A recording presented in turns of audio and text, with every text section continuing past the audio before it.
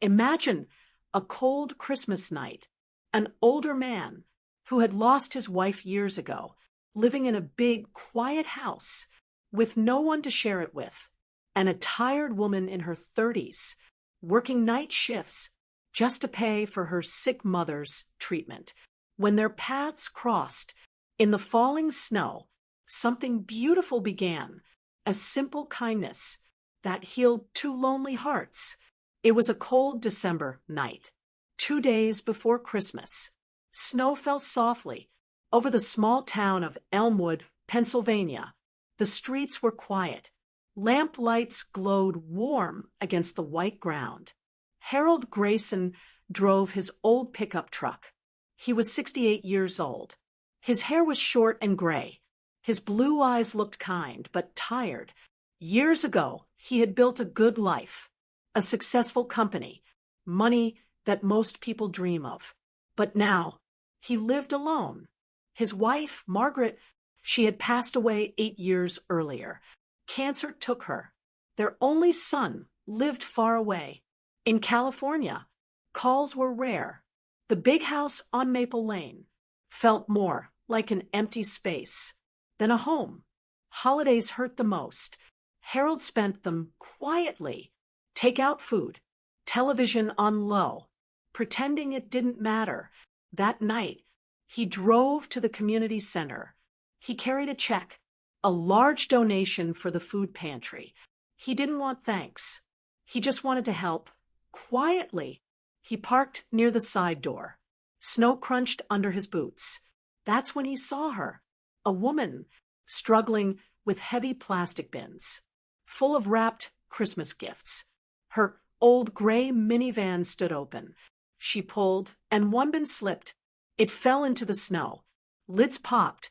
Gifts scattered everywhere. She let out a quiet sigh, knelt down slowly, started gathering them carefully. Her coat was old, navy blue, too thin for the cold. Her dark brown hair tied back in a simple ponytail, some strands loose around her face. She looked about 35, pretty but so tired, hazel eyes red from lack of sleep. Harold stopped. His heart pulled. He walked over. "Let me help you with that," he said softly. She looked up, surprised, a little guarded. "Oh, no need. I've got it. I don't want to trouble you." "It's no trouble," Harold replied, already bending down. He picked up the wrapped boxes. Snow brushed off the bright paper. She watched him for a moment, then nodded. Together, they collected the gifts, stacked them back in the bins. Harold noticed the wrapping, neat corners, handmade bows from ribbon scraps. Someone had put love into every package. "I'm Harold Grayson," he said quietly. "Sarah Mitchell." She answered, her voice soft, worn. "I volunteer here." She went on. "I organized the gift drive this year." "You wrapped all these?" Harold asked. "Most of them," she said with a small, tired smile. "After work, late nights." Harold lifted a heavy bin into her van to keep them safe from more snow. "That's a lot of work for one person." Sarah closed the van doors, leaned against them for a second, like she needed the support. "It's worth it," she said, "when you see the kids' faces on Christmas morning." Her voice softened. "Some families, they're going through hard times. Lost jobs, medical bills, evictions. One little gift can mean everything." Harold felt something tight in his chest. He understood hard times. In his own way, losing Margaret, that was the hardest. Money hadn't fixed the ache. Sarah glanced at the center doors. "I was supposed to bring these inside tonight, but I'm late. My shift at the hospital starts soon. Night shift again." Harold looked at the bins. 6 in total. Heavy. Awkward. "You're going to carry them all alone, then drive to work." "I've done it before," she said, trying to sound strong, but her voice shook just a little. Harold didn't think twice. I'm going inside anyway. Let me help carry them. My truck's right here. I can pull closer if needed. Sarah looked at him, really looked, searching his face. Finally, she nodded. Thank you. Truly. They worked together quietly. Harold carried 2 bins at a time. Sarah managed one. Inside the gymnasium, a few volunteers greeted Sarah warmly. Sarah, you made it. An older woman called. Sorry I'm late. Sarah said, traffic and last-minute donations. Harold set his bins down, pulled the envelope from his coat, the check, $10,000 for the food pantry. He slipped it quietly into the donation box. No one noticed, except Sarah. Her eyes widened just slightly, but she said nothing in front of others. When the bins were unloaded, Sarah walked him back to the door. Snow fell heavier now. Mr. Grayson, she said softly, thank you again, not just for tonight, but for the donation that will feed so many families. Harold shrugged, a little embarrassed. It's nothing. I have more than I need. Sarah looked at him closely. Most people with more don't show up on cold nights to carry heavy boxes for strangers. He didn't know what to say. She pulled her coat tighter. I have to go now. Long shift ahead. Drive safe. Harold said. She smiled, a real one this time, though tired. You too. Harold watched her minivan disappear, taillights fading in the snow. He stood there longer than he needed, hands in pockets. Something inside him had shifted. It wasn't pity. It wasn't just charity. It was connection, a feeling he hadn't known in years. As he drove home, the quiet didn't feel so heavy anymore. That cold night, in the falling snow, had just changed everything. Harold woke up early the next morning. The house was still quiet, but something felt different. He made coffee in the big kitchen. Margaret used to love this kitchen. White cabinets, granite counters, everything clean, because no one cooked much anymore. He stood at the window, watched the snow cover the backyard. His mind kept going back to Sarah Mitchell, that tired face, those hazel eyes, working night shifts, volunteering anyway, wrapping gifts for strangers' children. Why did she give so much when she looked like she had so little left? Harold drank his coffee slowly. Then he made a decision. He would go back to the community center. He told himself it was just to donate a few old children's books from the shelf. But deep down, he knew he wanted to see if she was there. He drove through the snowy streets. The town looked peaceful, houses with lights still up from the night before. The parking lot had more cars now, volunteers loading baskets into trunks. Harold parked, carried his box of books inside. The gymnasium smelled like pine from a small Christmas tree in the corner, tables full of wrapped gifts, canned food, hygiene items. People chatted softly while sorting everything. Mrs. Carter spotted him first, the older volunteer from last night. Mr. Grayson, back already? She smiled warmly. Sarah said you helped her with the bins. That was kind of you. Harold set the box down. Just had some books to give. He said quietly, how's it going today? Busy but good. Mrs. Carter replied, we're short a few drivers, but we'll manage. She lowered her voice. Sarah should be here soon. She called, had to drop her mom at dialysis first. Harold nodded, tried not to look too interested. Her mom's sick, kidney failure. Mrs. Carter said softly, dialysis 3 times a week, for 2 years now. Sarah's the only one taking care of her. Pays for everything herself. Insurance doesn't cover it all. She works double shifts when she can.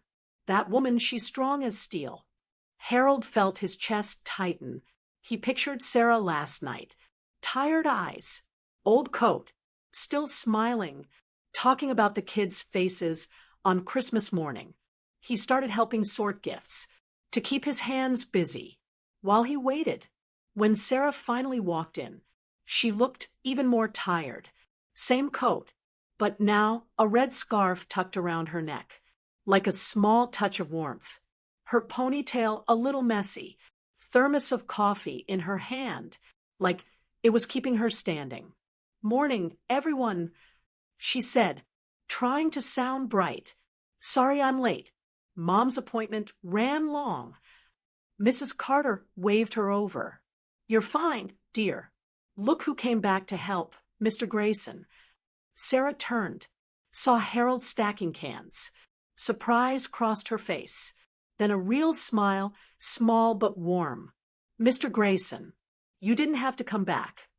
Harold looked up. "I had some books to donate," he said, "and I thought you could use an extra pair of hands." She looked at him for a long moment, then nodded. "We sure can. Thank you." They worked side by side. For the next hour, Sarah organized gift tags, each one with a child's name, age, a few simple wishes. Harold helped match gifts, read the tags quietly. 8-year-old boy wants a remote control car. 10-year-old girl hopes for art supplies. A teenager asks for warm socks. Simple things, but they meant everything. Sarah spoke softly as they worked. "These families, they're just trying to hold on. One mother lost her job. One father sick. Bills piling up." Harold listened, didn't say much, just nodded. He saw how Sarah knew every story, how she cared. Between tasks, she sipped her coffee, rubbed her eyes sometimes. Harold noticed. "You work nights. Then come here." She gave a tired smile. "Someone has to, and the kids, they deserve a little joy." Mrs. Carter walked by, whispered to Harold again. "She never complains, but it's hard, all on her own." Harold felt it deeply. He knew that kind of alone. By midday, most baskets were ready. Sarah stretched her back, looked around. "We're almost there." Harold looked at her. "You do this every year?" She nodded. "Someone did it for me when I was little. Mom was sick even then. A stranger's kindness kept our Christmas bright. Now I try to pass it on." Harold felt something stir inside. He hadn't felt useful in so long. Working beside Sarah, listening to her quiet strength, made the day feel lighter. When they paused for a break, Sarah looked at him. "You didn't have to stay all day." Harold shrugged. "I wanted to." She smiled again. This time, it reached her eyes. For the first time in years, Harold didn't want the day to end. He wanted to keep helping, keep listening, keep being near someone who understood giving, even when you're running low yourself. As the afternoon light faded, Harold knew one thing for sure. He would come back tomorrow, not just for the gifts, but for Sarah, and maybe for the part of himself that was starting to wake up again. The afternoon light turned golden. Snow had stopped falling. The community center grew quiet. Most volunteers had gone home to their own families. Only Harold and Sarah remained, packing the last few boxes. The gymnasium felt bigger now, just the two of them. Echoes of footsteps on the polished floor. Sarah taped a box shut, straightened up slowly, rubbed her lower back, a quiet wince on her face. Harold watched her. "I think that's everything." She said softly, "Thank you again, Mr. Grayson. You saved us hours today." Harold smiled a little. "Harold," he corrected gently, "and it was nothing. I enjoyed it." She looked at him. A small pause. "You stayed all day." "I haven't had this much purpose in a long time." Sarah leaned against a table. Her shoulders dropped just a bit. She glanced at her watch. I need to pick Mom up soon. Dialysis center closes early today. Harold nodded. Let me help load these last boxes. You shouldn't lift them alone. After a night shift. Sarah started to say no, then stopped. You're right. I'm too tired to argue. Thank you. They carried the boxes out together. Snow crunched under their boots. Cold air bit at their faces. When the van was loaded, Sarah closed the doors, leaned against them. She looked smaller, suddenly, like the weight was too much. Harold stood nearby, hands in his coat pockets. Mrs. Carter told me about your mom. He said quietly. Sarah's eyes softened. She nodded slowly. It's been hard. Harold waited, didn't push. Sarah took a breath. Kidney failure. 2 years now. Dialysis 3 times a week. The bills, they keep coming, faster than I can pay. Her voice stayed steady, but her eyes filled. I work as many shifts as they give me. Nights mostly. Double when I can. She gave a small, weary laugh. I'm 35, and some days I feel 60. Harold's chest tightened. He knew exhaustion, the kind that goes deep. You do all this alone. My brother's in Texas. He helps a little when he can, but he has his own family. It's mostly me. She looked down at the snow on her boots. Harold stepped closer, not too close. I'm sorry, he said simply. Sarah looked up. Thank you. Most people just say, hang in there. A pause. The air quiet between them. Then Harold spoke. I lost my wife 8 years ago. Cancer. Sarah's eyes met his, full of understanding. I'm so sorry. He nodded. I had money for the best doctors, treatments, everything. It didn't matter. She was gone. His voice lowered. After that, the house felt too big, too quiet. My son moved away. We talk sometimes. But holidays, I spend them alone. Take out dinner, TV on low, telling myself, it's fine. Sarah listened. No pity in her eyes. Just knowing, that's a different kind of alone. She said softly. Harold shrugged. Money buys comfort, but not company. On cold nights, they stood there, snowflakes starting again, soft and slow. 2 people who had carried pain for years, finally saying it out loud. Sarah spoke first. What keeps me going? Are the kids here? She looked toward the center. Last year, there was a little boy, 7 years old. His dad lost his job. The boy asked Santa for new boots. His old ones let snow in. Her voice warmed. When he opened them Christmas morning, he cried, not because they were fancy, but because someone noticed. He needed them. Harold swallowed hard. That's why you do all this. That's why. She said, because when life feels heavy, a small kindness can lift you back up. Harold looked at her, really looked, the lines around her eyes. From worry, not age, but strength there too. Quiet, deep. Sarah, he said gently, would you let me help with your mom's bills? She blinked, surprised. I have the means. No strings, no expectation, just because I can. Sarah shook her head slowly. Harold, that's incredibly kind, but I can't. I don't take charity. I've always managed on my own. It wouldn't be charity. He said, it would be one person who has more than he needs, helping another who gives everything she has. He paused. Think of it as passing on the kindness you give these kids. Sarah looked at him, searching his face for truth, for motives. I need to think about it. She said finally, it's a lot. Of course.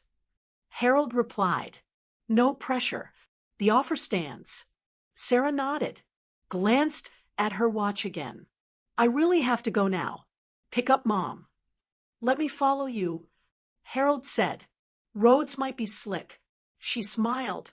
A soft one. You're persistent. Old habit, he said. She laughed quietly, the sound light, in the cold air. All right, but only to the center. Mom gets nervous around strangers. Harold followed her minivan through quiet streets. At the dialysis center, Sarah parked, turned through her window. Thank you for today. The help and the company. Thank you, Harold said, for letting me be part of it. She got out, walked inside. Harold waited in his truck, heater low. 20 minutes later, Sarah came back, pushing her mother in a wheelchair. Ellen was thin, wrapped in a blanket, but she smiled at Sarah. Harold watched from afar. Sarah helped her mom into the van with such care, folded the wheelchair, lifted it gently, every movement full of love. When Sarah drove away, she gave Harold a small wave. He waved back. On the drive home, Harold's mind was full. He thought of Margaret, how she loved helping others, volunteering, noticing who needed a hand. She would have liked Sarah. For the first time in years, Harold didn't dread the empty house. Something had opened inside him. He didn't feel quite so alone. And as snow fell again, he knew he would be back tomorrow, not just to help with gifts, but to see Sarah, and maybe to keep filling the quiet spaces in both their lives. Christmas Eve morning came, snow fresh on the ground, like a soft white blanket over the town. Harold woke up early. No dread this time. A small excitement in his chest. He stopped at the bakery, bought 24 cinnamon rolls, still warm, a large thermos of hot chocolate, real whipped cream on top. Margaret used to say, nothing warms people better. On a cold day, by 8 o'clock, he was at the community center. Only a few cars in the lot. Final deliveries today. The most important ones. Sarah's minivan was already there. Harold parked beside it, carried the bakery boxes inside. The gymnasium smelled like coffee and pine. Sarah was at a table near the tree, checking her list against the last baskets. She wore the same coat, but a green sweater underneath today. A touch of holiday color. She looked up when he walked in. Surprise, then warmth in her eyes. Harold, you're here early. Brought breakfast. He said, set the boxes down. Thought everyone could use something sweet. Before the roads. Sarah opened a box. Inhaled the cinnamon smell. These smell like home. Thank you. They poured hot chocolate. Sat for a moment. Outside, snowflakes drifted past the windows. How's your mom today? Harold asked. Better. Treatment went well yesterday. She's resting at home. Neighbor checking in. Sarah sipped her drink. I'll go to her after deliveries. Harold nodded. Mind if I ride along on a few? My truck has 4-wheel drive. Roads might get bad later. Sarah looked at him. Over her cup. You don't have family today? My son's in California. We talk tomorrow. Today, I'd rather be useful. She studied him, then smiled softly. I'd like the company. Other volunteers arrived soon. 3 older women. 1 retired male carrier named Tom. They ate the rolls, thanked Harold warmly, then divided the routes. Sarah and Harold took the farthest ones, outskirts of town, where plows hadn't reached yet.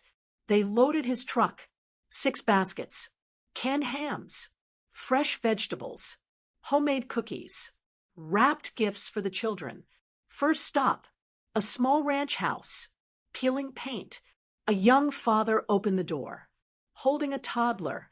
His eyes widened at the baskets. "Merry Christmas," from the community center. Sarah said, her smile gentle. The man's voice cracked. "We didn't know if we'd have anything this year. Thank you." Harold carried the heavy basket inside. Sarah handed gifts to the children, peeking from behind their dad. Two little girls, 6 and 8 maybe, hugged the packages tight. As they drove away, Sarah stared out the window. That dad lost his job at the mill last spring. His wife works 2 jobs. Those girls asked for coats. Harold glanced at her. "You made sure they got them." "We did," she said quietly. "Together." Next stops were the same. Single moms, elderly couples on fixed incomes, a veteran recovering from surgery. At each door, Sarah knew the story, asked about the kids by name, remembered who liked which cookies. Harold carried baskets, shook hands, wished Merry Christmas. Each grateful smile loosened something in his chest. Early afternoon, only one delivery left, a trailer at the end of a long lane. Sarah checked the address. This one special. Mrs. Ramirez and her 3 kids. Her husband passed last year. She's struggling. Harold turned down the lane carefully. The trailer was small. Christmas lights strung along the edge. Some bulbs burned out. Mrs. Ramirez opened the door. Bundled in a sweater. 3 children behind her. 2 boys. 1 teenage girl. Sarah introduced Harold. Handed over the basket. "We brought a few extras this year." The girl helped carry things inside. Harold noticed the place was clean, but bare. No tree. Few decorations. Sarah pulled a small wrapped box from her coat. "This is from all of us." Mrs. Ramirez opened it. A gift card for groceries. Enough for weeks. Her eyes filled. "I don't know how to thank you." "You already do," Sarah said, hugging her, "by raising those beautiful kids." Outside, the youngest boy tugged Sarah's sleeve. "Miss Sarah, we don't have a tree this year." Sarah knelt down. "I know, sweetheart, but Christmas isn't the tree. It's being together." The boy nodded, but looked sad. Harold looked at the empty truck bed, then back at the trailer. "Sarah," he said quietly, "I have an idea." She followed his gaze. "What?" "My house has 2 trees. One decorated in the living room, the other in the basement. Artificial, but nice. Lights, ornaments, everything. It's just sitting there, collecting dust." Sarah's eyes widened. "Harold, let's bring it here. Only 10 minutes away. The kids could have a tree tonight." Sarah hesitated. "Are you sure?"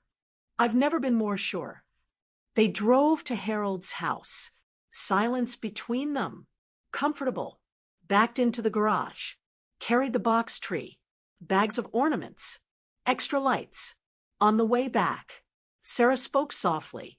"You're giving them your tree." "It's not my tree anymore." Harold said, "It's theirs." When they returned, the family waited on the porch. The children's eyes lit up at the boxes. Within an hour, the tree stood in the small living room, tall enough to touch the ceiling. Kids strung lights. Harold held the strands steady. Sarah and Mrs. Ramirez hung ornaments. The teenage girl placed the star. They plugged it in. The room glowed. Soft colors. The youngest boy gasped, "It's beautiful." Mrs. Ramirez whispered, tears on her cheeks, "Thank you, from our hearts." Harold looked around. Smiling children. Sarah's shining eyes. He felt warmth he hadn't known in years. As they said goodbye, Mrs. Ramirez hugged them both. "You gave us more than a tree. You gave us hope." Driving away, snow falling gently again. Sarah turned to Harold. "That was the kindest thing I've ever seen." Harold shook his head. "You're the one who knows these families. I just had a tree going to waste." She reached over, touched his arm. You have a good heart. Harold Grayson. They drove quietly for a while. Then Sarah spoke. I thought about your offer. The bills. Harold glanced at her. I'm going to accept. She said quietly, not because I want help, but because I'm tired of carrying it all alone, and because I trust you mean it. No strings. He nodded, throat tight. I do. Thank you. She whispered. They pulled up to her mom's building. Snow crunched under their boots. Sarah paused at the door. Would you like to come in? Meet Mom? Have coffee before you go home? Harold smiled. I'd like that. Very much. Inside, the apartment was warm, simple. Ellen sat in her recliner, wrapped in a quilt. Sarah introduced Harold. Ellen reached out a thin hand. Sarah told me about the man who helped with deliveries today. Thank you for taking care of my girl. Harold took her hand gently. She's the one, taking care of everyone else. They sat and talked for an hour about old Christmases, about life changing, but love staying. When Harold stood to leave, Ellen looked at him. Come back tomorrow, if you'd like. We don't have much, but there's room at our table. Sarah walked him to the door. Merry Christmas, Harold. She said softly, Merry Christmas, Sarah. As he drove home, through quiet snowy streets, Harold realized something. For the first time in 8 years, he wasn't spending Christmas Eve alone. And tomorrow, he wouldn't be either. Christmas morning arrived, bright and cold. Harold woke up in his quiet house, but no heaviness this time. He got up quickly, made coffee, packed a small bag, fresh muffins from the bakery, a poinsettia plant, red and bright, a wrapped gift he had chosen carefully. He drove to Sarah's mom's apartment, sun just fully up, snow sparkling like diamonds. Sarah opened the door. In her robe, hair tousled from sleep, surprise on her face. Harold, you came. I wasn't going to miss breakfast. He said, smiled softly. Ellen invited me. Remember? Sarah laughed quietly, stepped aside. Come in. Mom's already up, excited for company. The small apartment smelled like toast and fresh coffee. Ellen sat at the kitchen table, in her favorite sweater, looking a little stronger today. A tiny artificial tree on the side table, decorated with old ornaments, paper chains. Merry Christmas, Harold. Ellen said, her voice warm. We're glad you're here. Merry Christmas. He replied, set the muffins and plant down, brought something to brighten the table. They ate together. Simple food, eggs, toast, muffins warm from the bag, but it tasted better than any big meal Harold had eaten alone. Sarah buttered toast for her mom. Ellen told stories about Christmases when Sarah was small. Harold shared memories of Margaret's cinnamon apples, how she made the house smell like holiday. Laughter filled the small room, soft and real. After breakfast, they moved to the living room. Sarah handed her mom a small box, a new warm blanket, saved for months to buy. Ellen's eyes shone as she opened it, hugged her daughter tight. Then Harold pulled out his gift, a simple silver necklace, small heart pendant. He handed it to Sarah. For you, he said quietly, because you have the biggest heart I know. Sarah opened it slowly, fingers tracing the pendant. Harold, it's beautiful. You didn't have to. I wanted to. He said, you give so much to others. Time someone gave back. To you. Ellen watched them, a knowing smile on her face.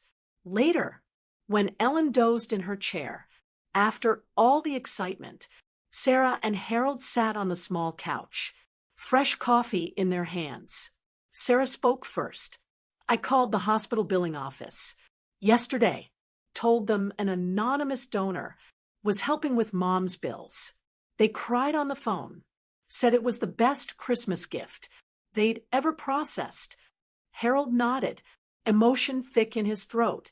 I'm glad. She turned to him. You changed everything for us, not just the money, though that lifts a weight I've carried for years. But you, showing up, helping, listening, making us feel seen. Harold looked at her. You changed everything. For me too, Sarah. I was living like a ghost. In that big house, successful outside, empty inside.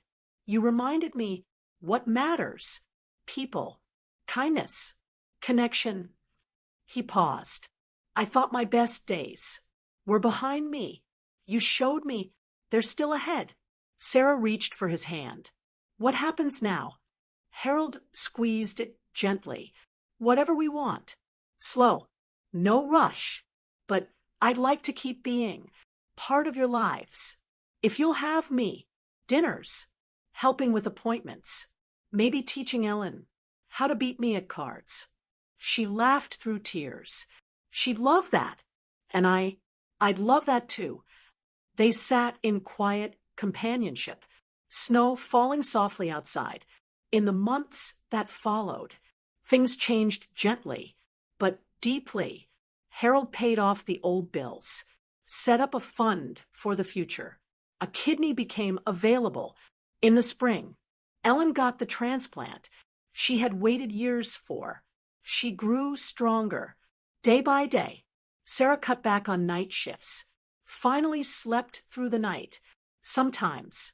Harold sold the big colonial house, bought a smaller one nearby, 3 bedrooms, sunny kitchen, backyard with room for a garden. Sarah and Ellen moved in. That summer, the house filled with life again. Ellen's stories, Sarah's humming while cooking, friends coming over for barbecues, laughter in the hallways, toys from visits with grandchildren. When Harold's son came more often, Harold and Sarah never rushed. They built their love, the way good things should be, one shared meal at a time, one walk in the snow, one honest talk. The next Christmas Eve, they married quietly in the community center gymnasium, decorated with lights and poinsettias. Only close friends. Family. Ellen walked Sarah down the aisle. Mrs. Carter cried through the whole thing. Harold looked at Sarah in her simple white dress, his heart full, in a way he never thought possible again. In his vows, he said softly, I spent years thinking love was something I'd had and lost forever. You taught me it can be found again, deeper the second time, because you know how precious it is. Sarah's vows brought tears to everyone. You showed me asking for help isn't weakness. Letting someone in doesn't mean losing yourself. You gave me hope when I'd forgotten how, and you gave me a family again. They danced their first dance to an old song Margaret loved. Harold whispered to Sarah, she would have loved you. A year later, the gift drive was bigger than ever. Harold and Sarah ran it together. More volunteers, more baskets. Every year on Christmas Eve, they delivered one special basket themselves to whichever family needed it most. Harold often thought back to that first cold night, helping Sarah with bins in the snow. One small act of kindness had changed everything, not just for her, but for him too. And that was the deepest lesson life had taught him in his 69 years.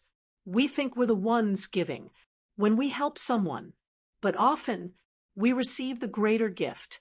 Kindness doesn't just lift the person struggling. It heals the person who's been alone. It reminds us, no matter how old we are, no matter what we've lost, there is always room for new love. new purpose, new family, because real wealth isn't in bank accounts or big houses. It's in open hearts, in showing up, in saying yes to connection when life puts someone in your path. You never know. One moment of kindness might be the start of the best chapter of your life and someone else's too. If this story touched your heart and you want to watch more stories like this that warm the soul, then please subscribe to the channel and hit the bell icon so you get notifications the moment a new video comes. If you liked this video, give it a like and share it with your friends and family, because stories of kindness deserve to reach every heart. Thank you so much for watching. Merry Christmas